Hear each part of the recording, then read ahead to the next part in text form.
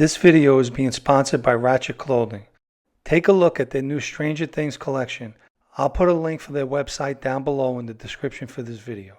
Okay, how's everybody doing?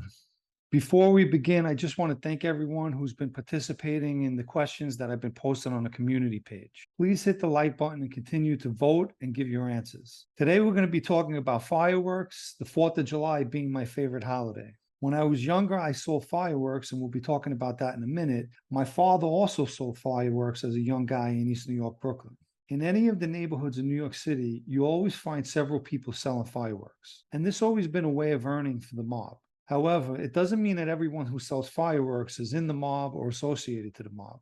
But most of the time, a guy or several people are selling fireworks for guys in the mob. In our neighborhood in Ozone Park, you were able to buy fireworks from several people, all who were associated to different social clubs. When I was younger, my father used to take me under the L on Liberty Avenue, and we would buy fireworks from an older guy named Frankie, who was associated to Tony Lee's club.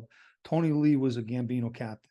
Vinny Asara, a Banana captain, was also in the neighborhood, had several guys around him selling fireworks. In fact, one year, Vinny's garage caught on fire and exploded from all the fireworks. The same thing happened in our yard, but on a much smaller scale. My uncle lit a Roman candle that backfired into a whole bunch of bags of fireworks, which exploded. So 4th of July came early that year for us. In Ozone Park, most of the social clubs put a fireworks show on. John Gotti had one of the biggest fireworks shows at the Burger Hunt and Fish Club. The 106th Precinct was always trying to stop them, but they didn't care. They blew the place up anyway.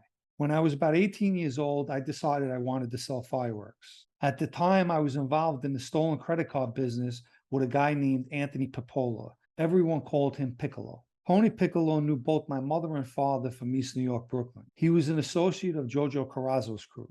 Jojo at the time was a captain and had his social club in City Line. I went to see Tony one day at his hair salon called Hair Gardens. It was on Liberty Avenue in Richmond Hill, Queens. After speaking to him about the credit cards, I told him that I wanted to start selling fireworks. He said he knew a guy that he could introduce me to. And then he said, "John, but you got to pay the guy."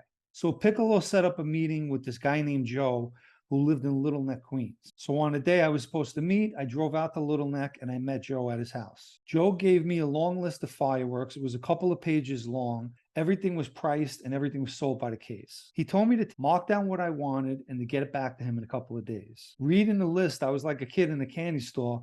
My first order came out to $40,000, but I knew it was too much and I trimmed it down to 27. I drove back out to Joe's house and I gave him the list. He explained that he would deliver the fireworks and that there was 2 payments that I needed to make. One would be at the end of June and I needed to give him half the money, and the other being July 2nd or 3rd when I would pay him the rest of the money. The fireworks were on consignment, so there was no money exchanged initially. At the time, I recruited all my friends to help me sell these fireworks. One of them, which was a kid named Dave, who was renting a 3-car garage, and that's where we used to store the fireworks. I had given Joe the address to the garages, and on an arranged date, he delivered the fireworks in a large box truck. When we were done unloading the truck, the garage was so jam-packed with boxes, you could barely walk in there. Dave had lived around the corner from the garages, and I warned him never to do business in front of his house. So one day I was at the garages and I was loading fireworks in my truck, and I happened to go around the corner to go see Dave. His car was by his house and he had the trunk open, and I could see that he wasn't the only one standing there. But as I got closer, I noticed it was 2 detectives, and one of them was holding a large paper bag, obviously filled with fireworks. Later, Dave would admit that he was going to sell a bag worth of $35 or $36 worth of fireworks.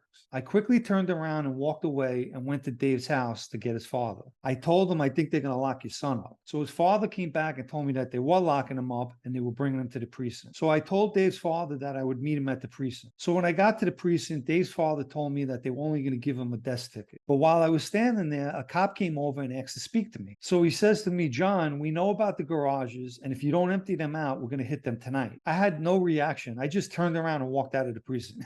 I got in the car and I drove to my friend's house that had a van, and I told him, "Follow me to the garages." I don't know who this cop was or why he warned me, but I was getting everything out of those garages. Within a few hours, we had all the fireworks moved to my father's basement. His wife, not my mother, complained about the fireworks being in the house and said she was taking her 2 sons to her sister's house. She told my father if they ever caught on fire that they would blow up the whole house. She happened to be incorrect, because that amount of fireworks wouldn't have blown up the house. We would have blew up half that block. And I told my father that. So we opened up shop and began selling the fireworks from my father's house now. He even helped. By the end of June, I went to go see Joe at his house in Little Neck. Instead of bringing him half the money, I had $21,000 to give him. When I first got to his house, he took me to his garage. He gave me $2,000 more of bandoleros. I was selling them like crazy and I needed more. Then he invited me inside and had his wife pour us 2 glasses of iced tea. I handed him the envelope and he started counting it, and then he told me that he wanted to tell me a story. He went on to say that he was dealing with a guy one time about my age,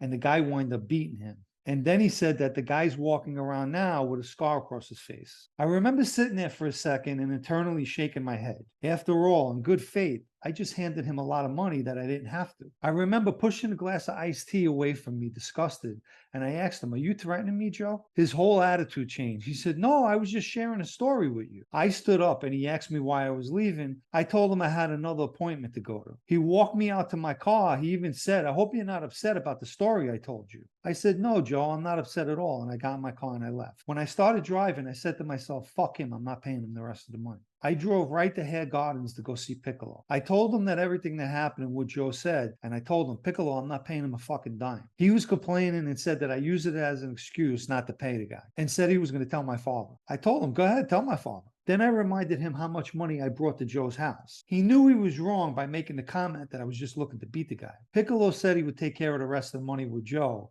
I knew he never would pay him either. That 4th of July, we blew my father's block up with all the leftover fireworks, thanks to Joe's smart mouth. I never seen Joe again, and obviously he never cut my face. I went away in 1990, and Piccolo was convicted in 1994 for armed robbery and firearms charges. He received a 30-year sentence and was just released last February. I hope you enjoyed the story. Don't forget to hit the like button, and if you haven't subscribed to the channel, you could do so as well. Don't forget to check Ratchet out. The link for their website is down below in the description. Okay, till the next time.